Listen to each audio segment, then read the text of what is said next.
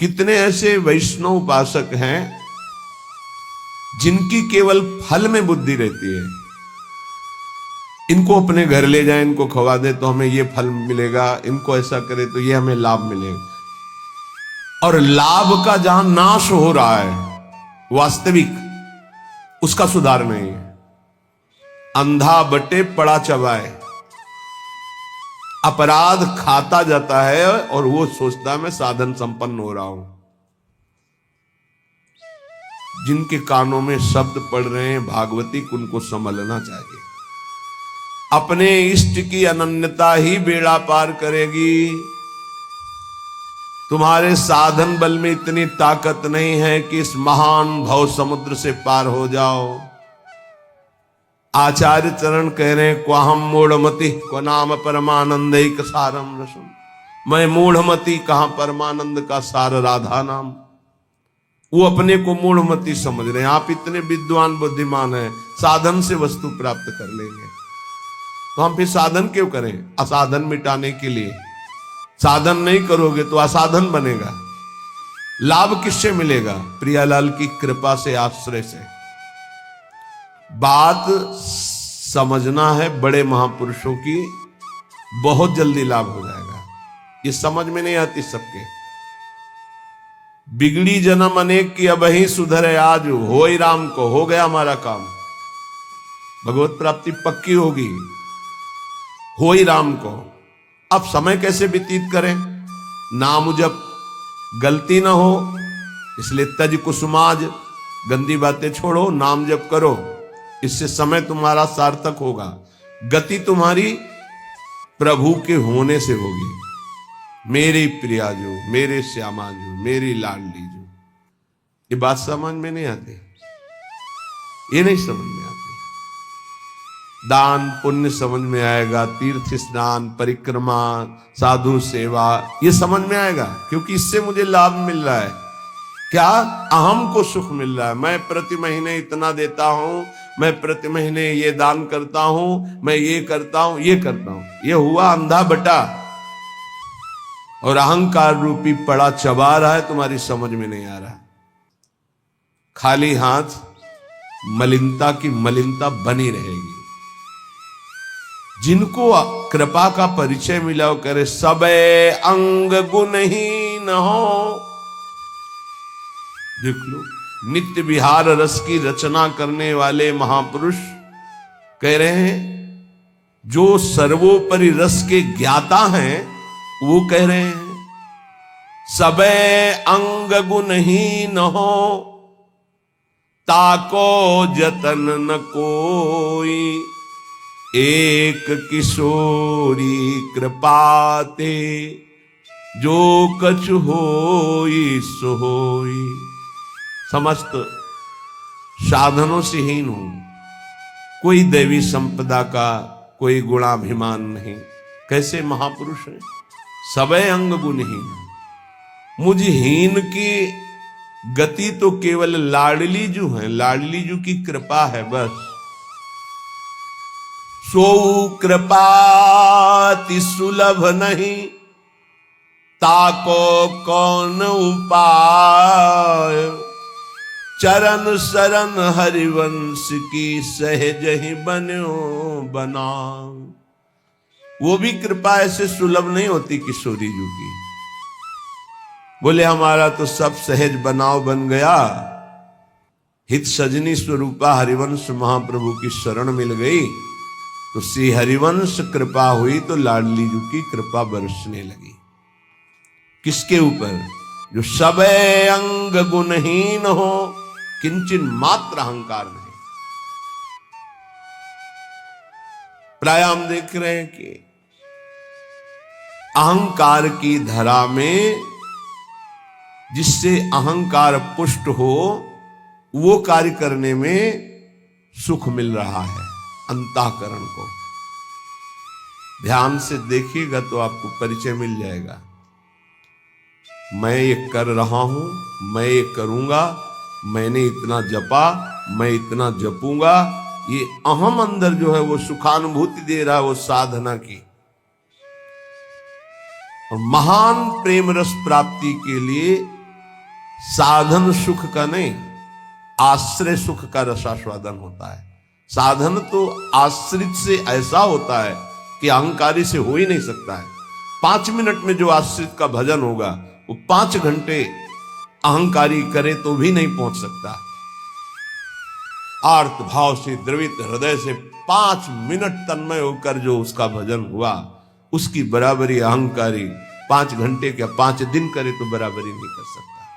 आश्रय समझ पा रहे हो भगवत कृपा से तो समझ लीजिए, हृदय से आश्रय। समय व्यतीत करने के लिए नाम जप।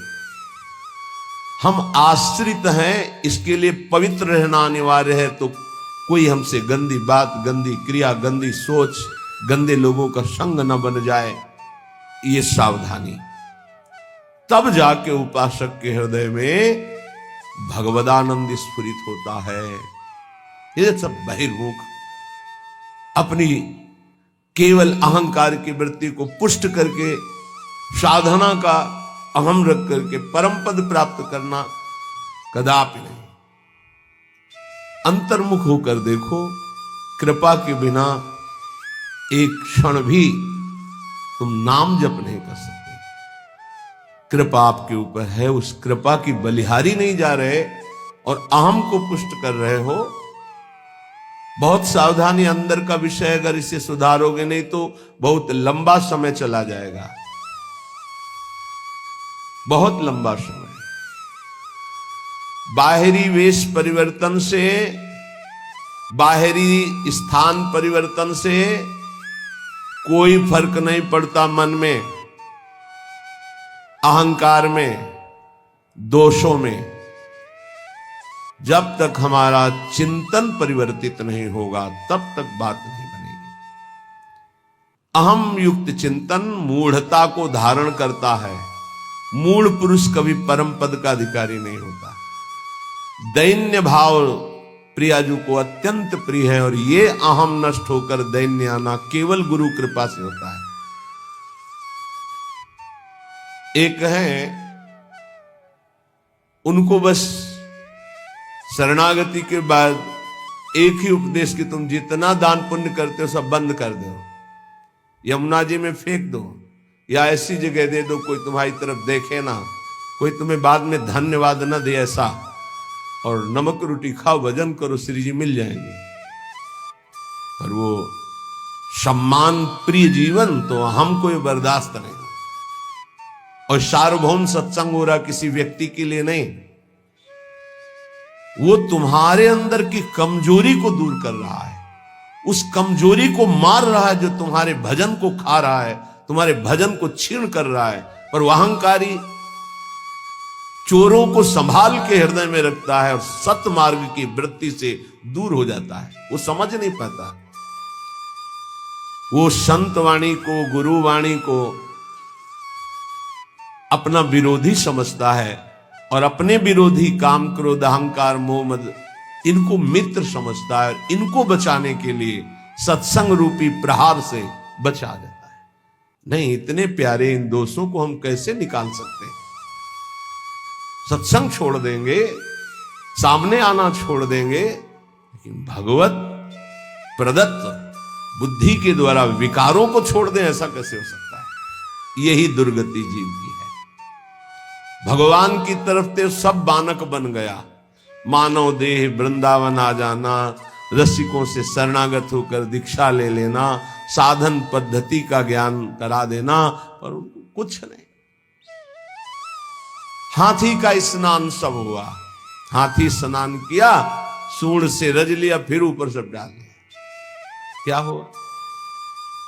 चाहे जितना निर्मल करो, अहंकारी अपने आप को मलिन रखना ही अच्छा समझता है। देह भाव वाले जनों का संग कभी नहीं करना चाहिए।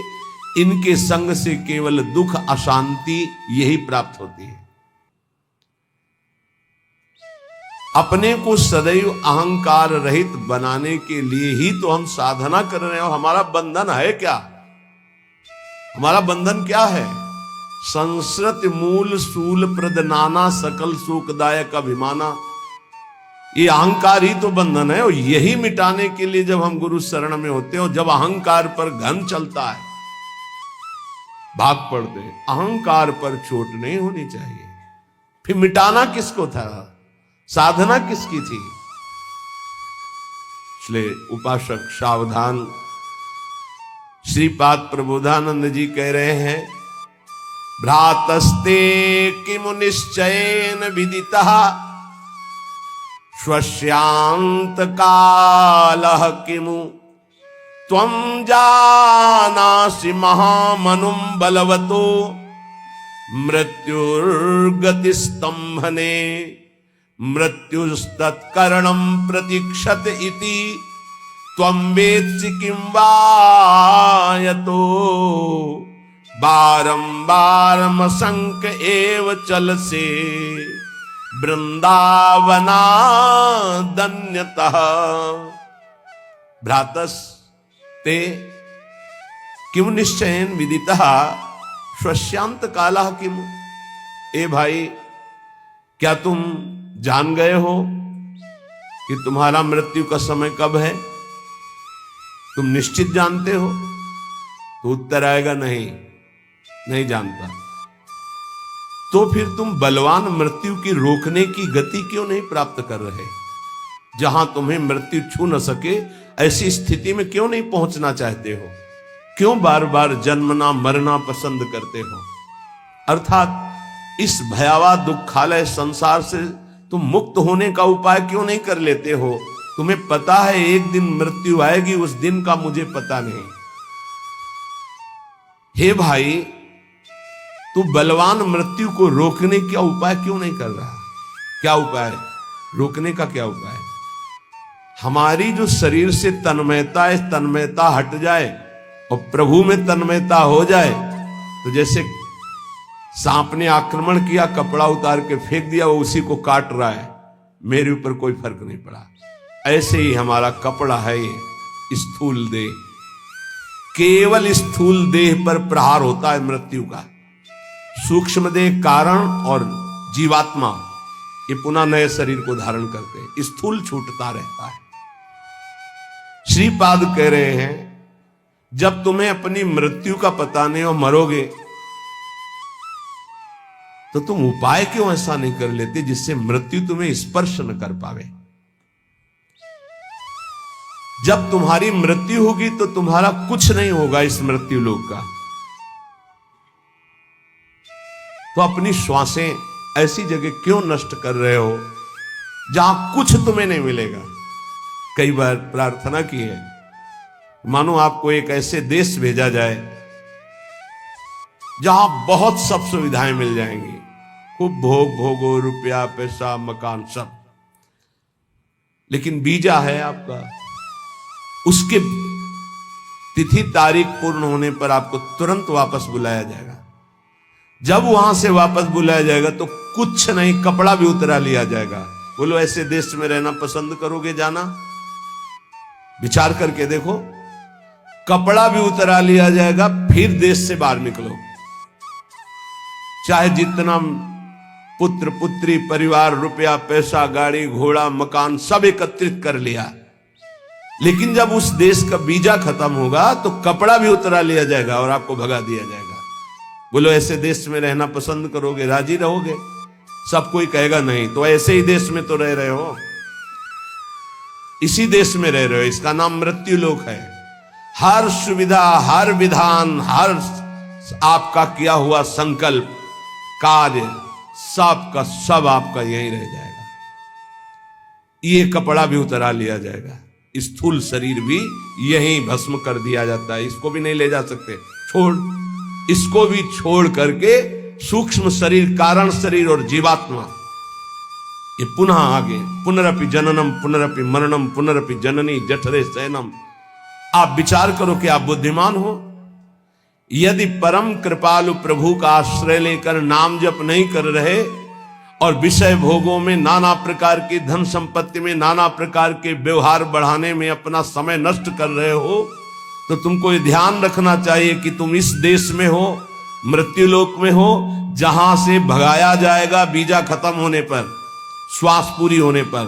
तो आपका शरीर भी आपके साथ नहीं होगा, कपड़ा तक उतरा लिया जाएगा। ये शरीर हमारा कपड़ा है। वशांश जीर्णानि यथा विहाय, इसे कपड़ा ही कहा है भगवान ने। क्या बुद्धिमान हो तुम, इतना दिव्य मानव देह मिलने के बाद कमा के क्या जा रहे हो? पाप और पुण्य की पोटरी लेकर फिर वही दुर्गति। इसलिए भाई, मृत्यु तुम्हारा इंतजार नहीं कर रही। भाई बेटी का ब्याह रहेगा, पूरा कर ले तो हम थोड़ा भी, या थोड़ा अमुक कार्य रह गया, नहीं, तत्काल प्रहार करेगी। बस समय आने दो।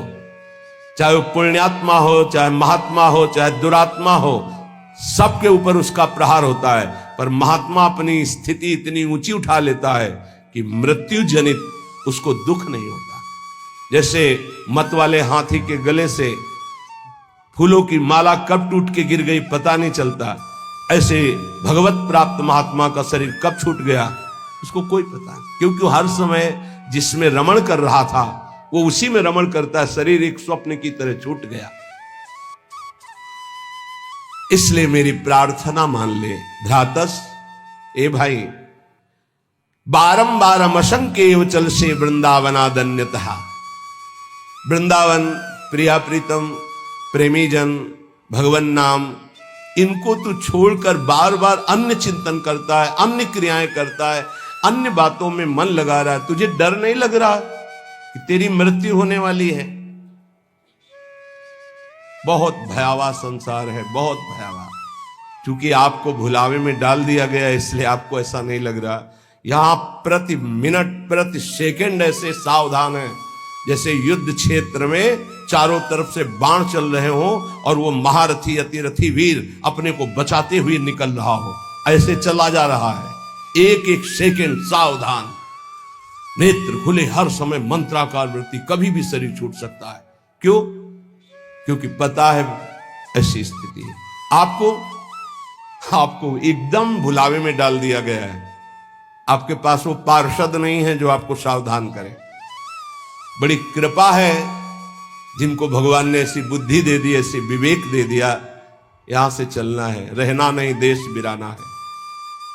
सबसे सबकी सेवा करो, सबको प्यार करो। वो प्यार, वो सेवा एकमात्र भगवान के प्रेम के लिए, भगवान की प्राप्ति के लिए। खूब धन कमाओ, धर्म पूर्वक दूसरों को सुख पहुंचाओ और उस सुख को भगवान के चरणों में समर्पित करो, तो सुख सिंधु भगवान तुम पर प्रसन्न हो जाएंगे। मृत्यु पर तुम विजय प्राप्त कर लोगे। ए भाई, बार बार धाम छोड़कर, नाम छोड़कर, प्रिया प्रीतम को छोड़कर संसार का चिंतन करते हो, पता है किसी भी श्वास में तुम्हारे ऊपर मृत्यु का प्रहार हो जाएगा।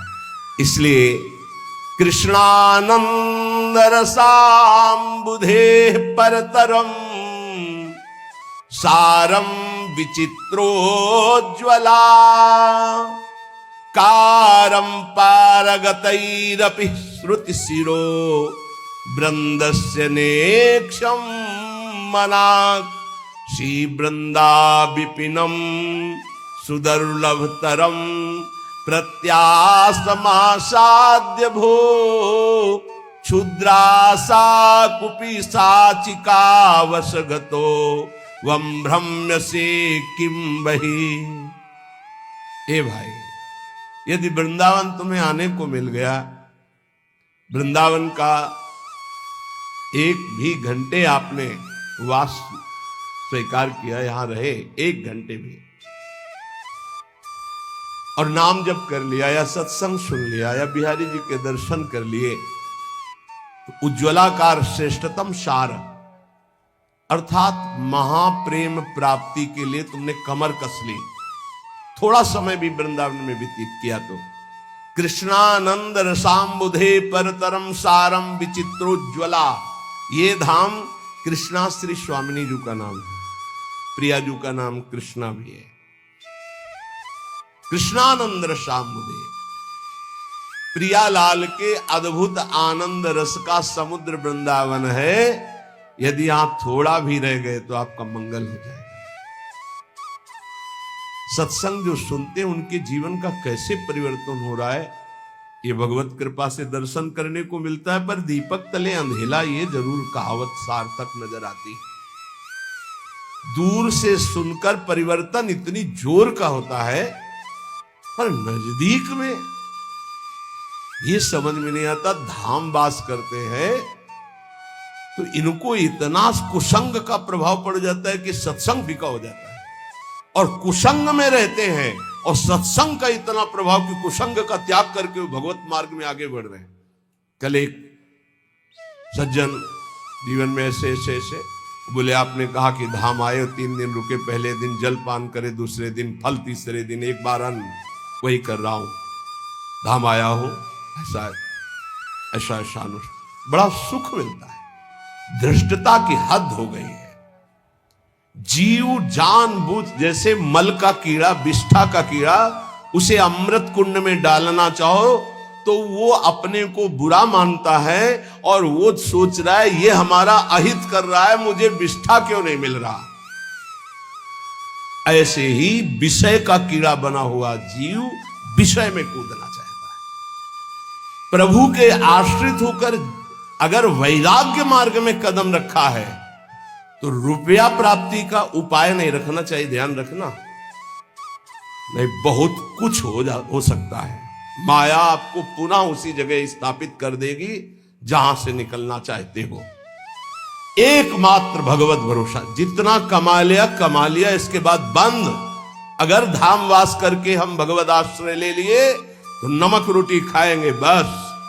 अब हमारा उद्देश्य केवल भजन रूपी धन एकत्रित करना है। जो बेचारे रिक्शा चला करके जीवन गुजारते हैं उनको हम प्रणाम करते हैं। ये धाम वास करते हैं, अर्थ की व्यवस्था नहीं, इधर उधर झोपड़ी, इधर उधर कार्य करके रह रहे हैं, पर रिक्शा चलाते हैं। समय से दिनचर्या में है, देख रहे हैं हम, और समय से रिक्शा चलाते हैं, परिवार को हम प्रणाम करते हैं, धाम वास कर रहे हैं। कोई कोई तो दूसरों के घरों में सेवकाई करते हैं और धाम वास कर, प्रणाम है उनके लिए। लेकिन जब तुम्हारे पास खाने की व्यवस्था, रहने की व्यवस्था है, तो तुम्हारा कदम वो गृहस्थी में है। जब विरक्त हो गए, वैराग्य मार्ग के हो गए, एक भी रुपए का ये आय का साधन नहीं करना चाहिए। इससे क्या होगा, आपकी वृत्ति अर्थ में रही है, अर्थ में ही रह जाएगी, गोरे चरणारविंद में नहीं रह जाएगी। और जिनके लिए अर्थ एकत्रित किया जाता है वो उस अर्थ से सुखी नहीं हो सकते। ध्यान रखना, वो परम अर्थ से, परमार्थ से सुख हो प्राप्त करते। करोड़ों अरबों रुपया जमा कर दिया, उन्हीं के सामने उन्हीं के बच्चों ने उनका तिरस्कार करके और गलत मार्ग का अनुसरण किया। श्रीपाद कह रहे, जब तुम जानते हो कि मृत्यु निश्चित होगी, जब तुम जानते हो कि मृत्यु से बचने का एकमात्र उपाय भगवान की शरण, हर श्वास नाम जपना है, तो कृष्णानंद रसाम्बुदे परतरम सारम विचित्रोज्ज्वला, महान विचित्र प्रेम रस जो उज्जवल, जिसमें कामना की गंध नहीं है, ऐसा प्रिया प्रीतम का प्रेम रस प्रदान करने में समर्थ श्रीधाम वृंदावन है। हे भाई भ्राता, तुम क्यों भ्रमित हो रहे हो? ये माया का कार्य है, भूल भुलैया में डालकर पूरा जीवन बर्बाद कर देना। सच्ची मानिए, कोई ऐसा सुख नहीं है जो विवेक के द्वारा देखो उसमें सुख दिखाई दे। विवेक के द्वारा, बुद्धि का अंधा आदमी तो कहीं भी कूदेगा जाके। एक सुख हमें बता दो कि ये महान सुख है इस मृत्यु लोक में। एक सुख पूरे शरीर को, इसी को लेकर के सारे सुख विधान है। कुछ भी खाओ 6 घंटे में दुर्गंध युक्त मल, कुछ भी पियो दुर्गंध युक्त लघुशंका, छिड़क दो गंदगी, कान साफ करो गंदगी, सुबह देखो आंखों में गंदगी, और नीचे तो गंदगी के कुंड ही हैं। और इसी शरीर को सजाना, इसी शरीर को भोगना कौन सा सुख हो सकता है? मलमूत्र के द्वारों में कोई परमानंद छिपा हुआ है। परमानंद भगवान को छोड़कर मलमूत्र के भांड को सजाना और इसी को भोगना, यही माया की चाल है। इसी से दुर्गति प्राप्त होती हो। बड़े बड़ों को गिरा दे, ये कोई छोटी बात नहीं है। केवल एक 3.5 हाथ का जो ढांचा है, यही हमारी दुर्गति का कारण है और यही हमारी सदगति का कारण हो जाएगा, यदि हम संतों की बात मान ले, शास्त्र की बात मान ले। तो मन माने आचरण। रुपया खूब हो, खूब भोग सामग्री भोगूं, यही सुख है। कितने दिन? ये भी तो सोचो, कितने दिन? ना भोगने लायक शरीर रहेगा, ना भोगने लायक तुम रह जाओगे। एक बार प्रार्थना मान लो, जैसे भी स्थिति में हो, जहां भी हो, जो भी हो, नाम जपना शुरू करो, भगवान का आश्रय ले लो। श्री कृष्ण एकांत भावम क्वानु सकल जनो वश्या मापनोत्य यत्नात्। तुम ऐसा यत्न करो कि तुम्हें एकांतिक भाव श्री कृष्ण से प्राप्त हो जाए। एकांतिक, हर परिस्थिति में हमारा मन सावई मनः कृष्ण पदारविंद। बहुत करुणा में प्रभु श्री कृष्ण है, बहुत करुणा में। ये हम राधा राधा कहते हैं तो ऐसा मत समझना कि हम श्री कृष्ण को प्यार नहीं करते। किशोरी जू से भी अधिक प्यार करते हैं, किशोरी जू से भी अधिक। हमारी स्वामिनी जू के प्राण प्रिय हैं लाल जू, तो हमें कैसे लगेंगे? सोचो, जो हमारे प्राण प्रिय हैं उनको प्राण प्रिय हैं लाल जू, तो हमें लाल जू कितने प्यारे लगेंगे।